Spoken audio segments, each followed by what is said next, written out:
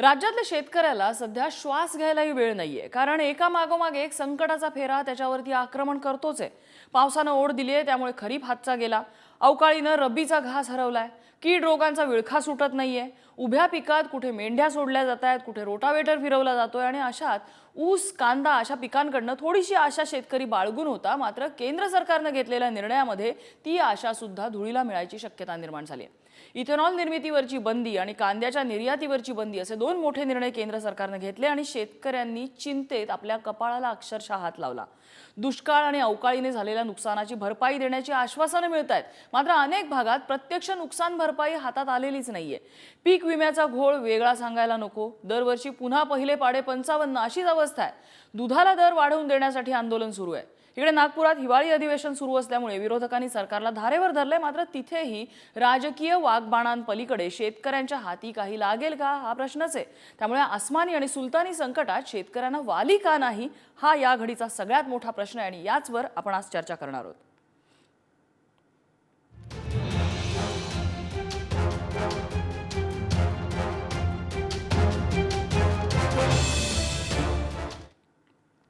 आणि यासाठी चर्चेमध्ये सहभागी होत आहेत रयत क्रांतीचे सदाभाऊ खोत, त्याचबरोबर स्वाभिमानी शेतकरी संघटनेचे रविकांत तुपकर आपल्यासोबत असणार आहेत, राष्ट्रवादी शरद पवार गटाचे आमदार सुनील भुसारा आपल्यासोबत असतील आणि त्याचबरोबर एक शेतकरी म्हणून या प्रश्नात आपण या चर्चेमध्ये त्यांचा शेतकऱ्यांचा आवाज देण्यासाठी आपण निमंत्रित केलेले आहे भारत दिघोले यांना, जे कांदा उत्पादक शेतकरी संघटना महाराष्ट्र राज्याचे अध्यक्ष आहेत। मी सुरुवातीला भारत दिघोले यांच्याकडे जाईन। दिघोलेजी, या क्षणाला शेतकऱ्यांवरती जी संकट येत आहेत, केंद्र सरकार राज्य सरकार पुरेसे संवेदनशील आहे असं वाटतंय? राज्यातल्या शेतकऱ्याला वाली आहे का? शेतकरी कुणाकडे बघतोय वाली म्हणून? खरं तर शेतकरी जो आहे तो सरकारकडेच वाली म्हणून बघेल, पण सरकार नक्की कमी पडतंय। ह्या 2000 जानेवारीच्या 23 साली सुरू झालेलं जे काही वर्ष आहे हे कांद्याच्यासाठी खूप भयानक शेतकऱ्यांना आर्थिक तोट्याचं ठरलेलं आहे। त्याचं कारण असं की सतत कांद्याची दरात घसरण होत होती। त्यावेळेस राज्य सरकारने जो 350 रुपये क्विंटलचं अनुदान शेतकऱ्यांना जाहीर केलं, हे अनुदान अजूनही शेतकऱ्यांच्या खात्यामध्ये जमा झालं नाही आणि जे अनुदान जमा झालं ती रक्कम आताशी 10-20% जमा झाली आहे। मग एकीकडे हे शेतकऱ्यांचं सर्वसामान्यांचं सरकार असं सांगणारे मुख्यमंत्री 9 महिन्यामध्ये शेतकऱ्यांचे 700-800 कोटी रुपये देऊ शकले नाही, हे राज्य सरकारचं इथं अपयश आहे। आणि त्याचबरोबर आत्ताचा सर्वात जो ज्वलंत प्रश्न आहे कांदा उत्पादकांचा, अवकाळी पाऊस, गारपीट याने नुकसान झालं, परंतु त्याच्यापूर्वी दुष्काळाच्या पार्श्वभूमीवर असलेल्या थोड्याशा पाण्याच्या उपलब्धतेवर शेतकऱ्याने जो आपला कांदा पिकवला, ह्या कांद्याला कुठं 2 पैसे दर मिळेल आणि मागच्या वर्षभरातील जो कांद्याच्या विक्रीतून झालेला तोटा आहे तो आता कुठं थोडासा नफा शेतकऱ्यांना मिळेल, असे दिवस आल्यानंतर ऑगस्ट मधली पहिली 40% निर्यात शुल्क, त्याच्यानंतरचं $800 किमान निर्यात मूल्य आणि आता 100% कांद्याची निर्यात बंदी, हे असे एकामागोमाग एक घाव घालून कांदा उत्पादकांना केंद्र सरकारने संपवण्याचं हे काम सुरू केलं आहे। ह्यामुळं कांद्याचे गेल्या 4 दिवसामध्ये प्रति क्विंटल 2000 दर पडले आणि शेतकऱ्यांचं मागच्या 4 दिवसामध्ये कमीत कमी 1000 कोटी रुपयांचं नुकसान झालं आहे। बर, आपल्यासोबत सदाभाऊ खोत आहेत। सदाभाऊ खोत हे सत्तेमध्ये सहभागी आहेत, स्वतः शेतकरी नेते आहेत। सदाभाऊ, शेतकऱ्यांचे प्रश्न तुम्ही जमिनीवरून जवळून पाहिलेले आहेत, तुमच्या चळवळी सगळ्या महाराष्ट्राने पाहिलेल्या आहेत। या क्षणाला असा सूर निघतोय की वाली म्हणून शेतकरी सरकारकडे बघणार आहे, पण सरकार कमी पडतंय। मग शेतकऱ्यांना बघायचं कुणाकडे?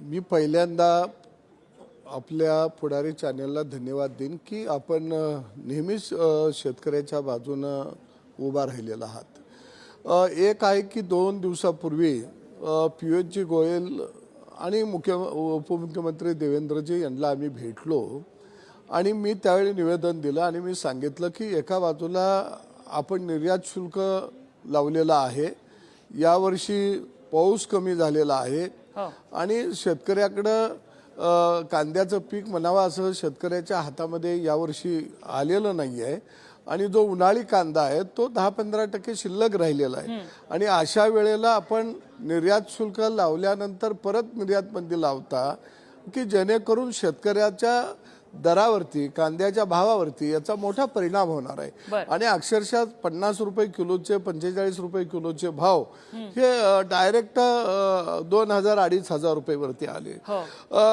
कांदा उत्पादक शेतकऱ्याला नगदी 2 पैसे पीक देणारं कांदा हे पीक आहे. आणि अचानकपणानं ज्यावेळी आपण या पद्धतीचा निर्णय घेतो त्याचा परिणाम निश्चितपणानं शेतकऱ्यावर होतो. आणि म्हणून आम्ही मागणी केली की कांद्यावरची निर्यात बंदी 100% हटवा. आणि सरकारनं जनतेला सांगितलं पाहिजे कांदा हे काय जीवनावश्यक बाब नाही आहे. कांदा नाही खाल्ला म्हणून कोण काही टाचा खोडून मेलंय असं अजिबात नाही आहे. अरे औषध नाही मिळालं मेडिकलचं तर लोक मरतात, परंतु कांदा नाही खाल्ला म्हणून कोण मरतं या. परंतु या देशातल्या अनेक फुकट खाणाऱ्या, स्वस्त खाणाऱ्यांच्या जिभेचं चोचलं हे शेतकऱ्यांनाच पुरवलं पाहिजे. ह्यो हट्टा सरकारने आता कोणत्याही सरकारनं बंद केला पाहिजे. कारण आत्तापर्यंतची सरकारं या देशामध्ये आली ती सगळी शेतकऱ्याची नुसती सहानुभूती दाखवणारी आली. शेतकऱ्यांना दिलासा देणारी सरकारं या तुम्ही सत्तेत देशामध्ये सहभागी आहात दुर्दैवानं सदाभाऊ. येऊ शकली तुम्ही नाही. खऱ्या भेटलात, तुम्ही बोललात पियुष गोयल यांच्याशी, पण निर्णय झालेला नाहीये. निर्यात बंदी मागे घेतलेली नाहीये. ज्या कांद्याकडनं आशा होत्या त्या आशा सुद्धा धुळीला मिळायची वेळ झाली. तुम्हीच सांगितलं आता 4-4.5 हजारचा दर आता 1500 आणि 2000 पर्यंत आलाय. करायचं काय शेतकऱ्यांनी?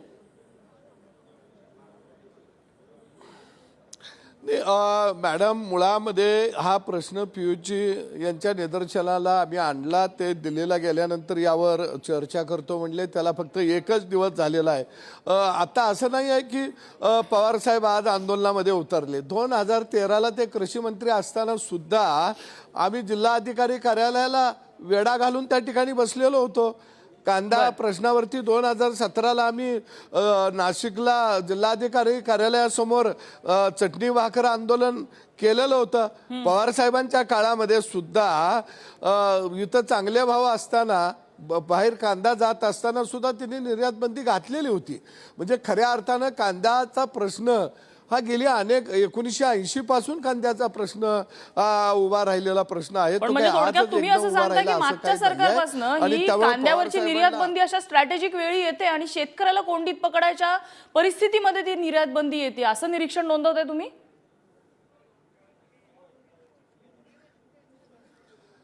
नाही, काय आहे की कांद्याचे भाव बाजारातले वाढायला लागल्याबरोबर सभागृहामध्ये, संसदेमध्ये अगदी सुप्रियाताईंचं भाषण मागचं काढून बघा. या सरकारला महागाई रोखता येत नाही, कांद्याचा भाव आकाशाला भिडलेला आहे. म्हणजे एका बाजूला यांनी शेतकऱ्याची बाजू घ्यायची, सभागृहामध्ये आलं की महागाईवर बोलायचं. आणि म्हणून मला वाटतं की पवारांची भूमिका ही दुटप्पी भूमिका आहे. आणि निश्चितपणानं आम्ही या सरकारला कांद्याच्या प्रश्नावर लवकर निर्णय घ्यायला लावू. आणि देवेंद्रजी केंद्राच्या संपर्कामध्ये आहेत. निश्चितपणानं महाराष्ट्रातल्या कांदा उत्पादकाला दिलासा मिळेल. नाही मिळाला तर आम्ही आंदोलन करू. त्या निर्णयाची मला वाटतं महाराष्ट्रातला शेतकरी प्रतीक्षा करत असेल. आपल्यासोबत आमदार सुनील भुसारा सुद्धा आहेत. भुसाराजी, आता सदाभाऊ काय म्हणाले तुम्ही ऐकलेलं आहे. विरोधकांच्या भूमिका दुटप्पी आहेत याच्यामध्ये, त्यांना काही शेतकऱ्यांचा कळवळा वगैरे नाही असं म्हणतात ते.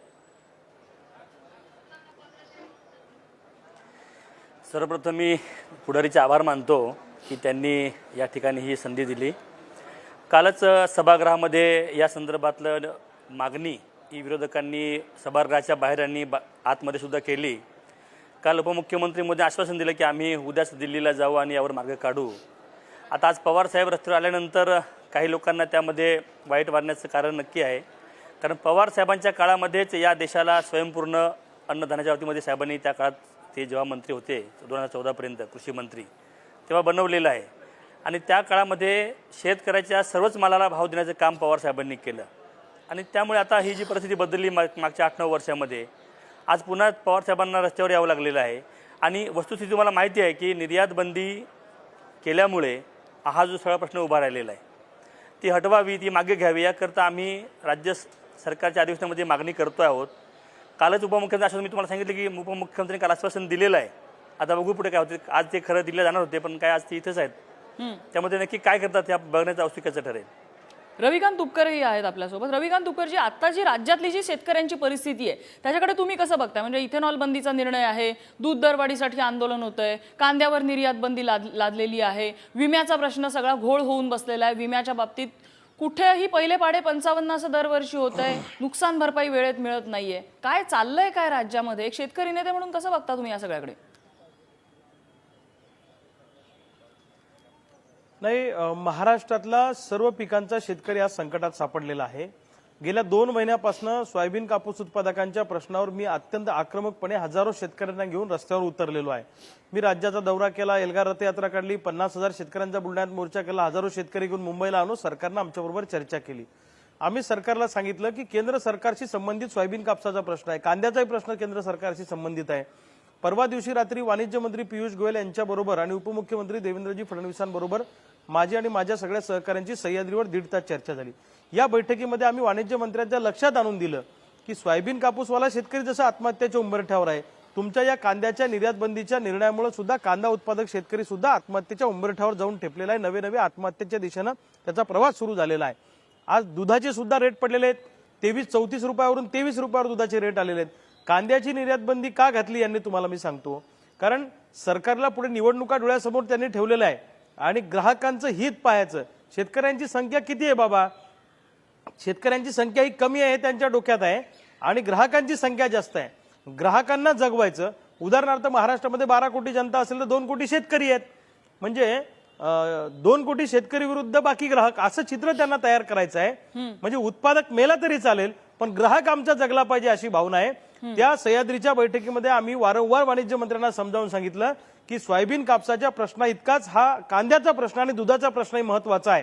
त्यांच्या आम्ही लक्षात आणून दिलं की अशी अचानक निर्यात बंदी घातल्यामुळं आज शेतकरी सगळ्या बाजूनं संकटात सापडलेला आहे. काय गरज आहे मला सांगा? कांदा काही जीवनावश्यक वस्तू आहे का हो? कांद्याचे रेट वाढले तर ज्याला वाटले त्यानं खायचं, ज्याला नाही वाटलं त्यानं कांद्याचा ज्यूस करून वर्षभर घरात ठेवायचा. तो कांदा खाल्ला नाही म्हणून एखादा माणूस पाय खोरून मेला असं उदाहरण जगाच्या पाठीवर नाहीये, भारतामध्ये नाहीये. मग का तुम्ही हे सगळं करताय? निव्वळ आपल्या विशिष्ट मतदारांचे लाड पुरवण्यासाठी शेतीमालाचे भाव पाडायचे. शेतकरी मेला तरी चालेल पण ग्राहक, शहरी मतदार आणि ग्राहक टिकला पाहिजे ही यांची भावना आहे. आणि या दुटप्पी भावनेतून हे सरकार असं वागतंय. कांद्याच्या प्रश्नावर अनेक वेळा सरकार त्या ठिकाणी कोसळलेली आहेत किंवा सरकारला धक्का लागलेला आहे. कांदा उत्पादकांची कळ काढली, सोयाबीन कापूस उत्पादकांची कळ काढली, दूध उत्पादकांची कळ काढली तर सरकारला येणाऱ्या काळामध्ये महागात पडेल आणि महाराष्ट्रातला हजारोच्या लाखोच्या संख्येने शेतकरी तुम्हाला आता रस्त्यावर दिसतील. बरं, दिगोलेजी, या सगळ्यामध्ये आता ग्राहक आणि शेतकरी असे 2 वर्ग आपल्या या चर्चेमध्ये आतापर्यंत तयार झालेले आहेत की ग्राहकांचं हित सांभाळण्यासाठी शेतकऱ्यांवर अन्याय केला जातोय किंवा ग्राहकांना काहीतरी फायदा, यांचा फायदा बघायला दुसऱ्यावरती अन्याय होतो असा एक सूर दिसतोय. पण ग्राहकांनाही दुर्लक्षित करून चालणार नाही, शेतकऱ्यांना तर दुर्लक्षित करून अजिबातच चालणार नाही. मात्र या दोघांचं हित सांभाळताना केंद्र सरकारला निर्यात बंदी व्यतिरिक्त काही पर्याय असू शकतात का? म्हणजे सबसिडी देणं किंवा मदत देणं किंवा असे काही पर्याय तुम्हाला दिसतात का एक कांदा उत्पादक, एक शेतकरी म्हणून? नक्कीच खूप सोपा याच्यामध्ये मार्ग आहे. केंद्र सरकारने कांद्याच्या शेतकऱ्याला कांदा शेती करत असताना बियाण्यापासून तर कांदा काढणीपर्यंत 1 रुपयाची मदत केलेली नसते. हा संपूर्ण जो कांदा आहे शेतकरी त्यांचा त्याच्यामध्ये कर्जाचा पैसा असेल किंवा स्वतःकडचं भांडवल असेल आणि अवर्षणग्रस्त, दुष्काळग्रस्त तालुक्यातील, जिल्ह्यातील कांदा हे प्रमुख नगदी पीक आहे. हे पीक पिकवल्यानंतर पिकवताना ज्या सरकारकडून 1 रुपयाची मदत होत नाही ते पीक पिकवून जेव्हा ते बाजार समित्यांमध्ये आम्ही विक्रीसाठी घेऊन जातो त्यावेळेस सरकारचं त्याच्यावरती थेट नियंत्रण येतं. या नियंत्रणातून कांद्याला मुक्त करण्याची गरज आहे. राहिला प्रश्न, देशाला जर जागतिक महासत्ता बनवायचा आहे तर उद्योग व्यवसाय मोठे होऊन, मोठे रस्ते होऊन, मोठ्या कंपन्या येऊन त्यानेच देश महासत्ता बनणार नाही. तर प्रत्येक शेतकऱ्याच्या कुटुंबात आर्थिक संपन्नता निर्माण झाली आणि त्या शेतकऱ्याच्या कुटुंबात त्याने पिकवलेला कुठलाही शेतमाल असेल त्याला नफ्यासह त्याचा शेतमाल विक्रीचं इथं स्वातंत्र्य पाहिजे, तरच देश आर्थिक आणि जागतिक महासत्ता बनू शकतो. पण हे करत असताना ज्या सरकारकडून कांदा पिकवताना काही मदत नाही मिळत ते सरकार कांद्याचे भाव जेव्हा पडलेले असतात, 2000 संपूर्ण 22 मध्ये कांद्याला दर मिळाले नाही, 2023च्या 9 महिने 8 महिने सुरुवातीला भाव मिळाले नाही, त्यावेळेस केंद्र सरकारने कुठलीही मदत केली नाही. आणि आज मात्र कांद्याचे थोडेसे 2000-2500 प्रति क्विंटलचा दर बाजार समित्यांमध्ये सुरू झाला तर इतके बंधनं घातले.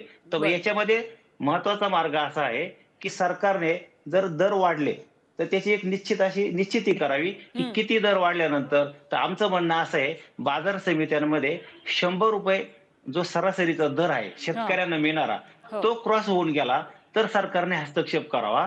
कारण कांद्याला खर्चच 3 ते 4 हजार रुपये प्रति क्विंटल आता येत आहे. बरं. आणि हे सगळं होत असताना सरकारने याच्यामध्ये कुठलीही मदत नाही करायची, तर मग बंधनं नाही घालायचे. म्हणजे बरं. आमचं आम्ही बघून घेऊ, आमच्या तोटे आम्ही सहन करू, ठीक आहे. आमच्या आपण नफ्याला आम्ही आपण भागीदार सदाभाऊंना राहू. विचारूया. सदाभाऊ, आता जे चित्र आपल्या समोर आहे की ग्राहकांचं हित बघितलं जातं आणि शेतकऱ्यांना गृहीत धरलं जातंय, असं का होतंय? हा दुटप्पी प्रकार झाला ना हा.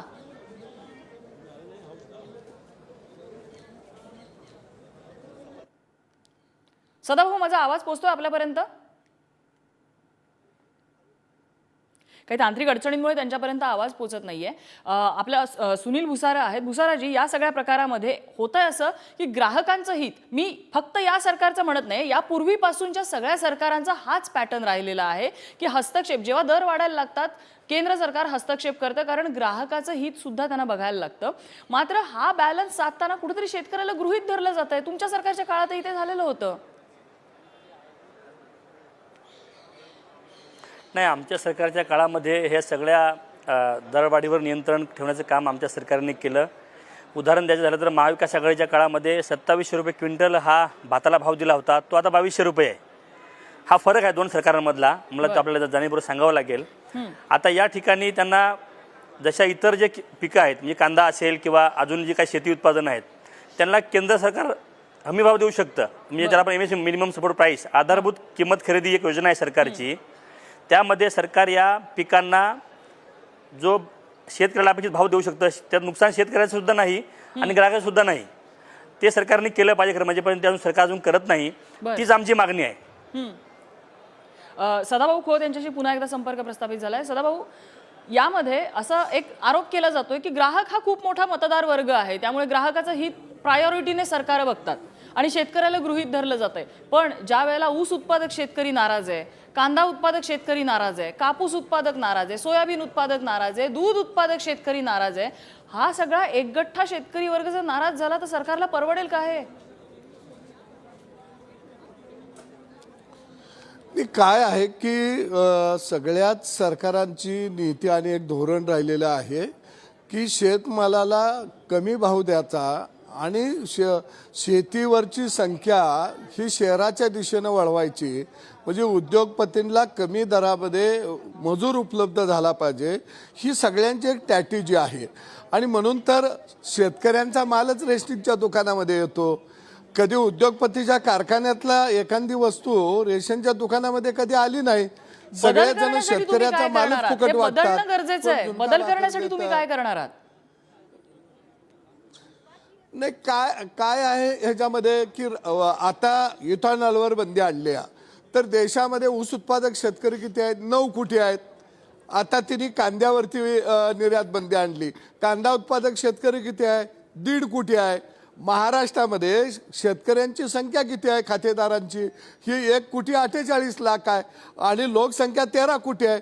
कारण मग सत्तेवर आपल्याला 90% लोक आहेत ते बसवतात. आणि म्हणून कोणतंही सरकार आलं तर आयत खाऊनला स्वस्त कसं मिळेल आणि नोकरदारांना भरमसाठ पगार कसा मिळेल की जेणेकरून आपल्याला परत सत्ता भोगता येईल, या दृष्टिकोनातूनच धोरणं राबवली जातात. जय जवान जय किसान ह्या नुसत्या घोषणा राहिलेल्या आहेत. जवान तिकडं सीमेवर थंडत कडकडीत देशाचं रक्षण करतो आणि इकडं शेतकरी मातीत राबून माती होऊन जाते त्याची. आणि ही परिस्थिती आहे. कारण शेतकऱ्यांची वोट बँक जोपर्यंत या देशामध्ये होणार नाही तोपर्यंत शेतकऱ्याला कदापि न्याय मिळू शकत नाही. आणि म्हणून सगळे लोक शॉर्टकट निघाले ते जातीच्या आधारानं राजकारण करायला. एक जात काकत मारायची. पण हा जर सरकारमधला फ्लॉ असेल, ही जर सरकारमधली कमतरता असेल, तर त्या सरकारच्या मांडीला मांडी लावून सत्तेत का बसता मग तुम्ही? त्यांना ठणकावून सुनावलं पाहिजे तुमच्यासारख्या नेत्यांनी.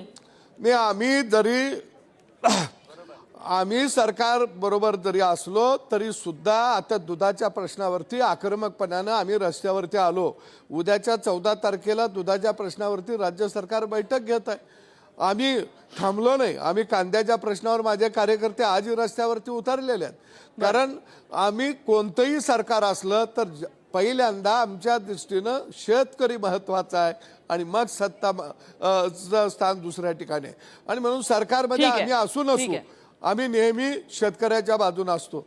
पण असं कधी काँग्रेस महाविकास आघाडीच्या काळामध्ये दुधाचे भाव पडलेले होते, ठीक आहे. त्यावेळी काँग्रेसवाले रस्त्यावर नाही आले.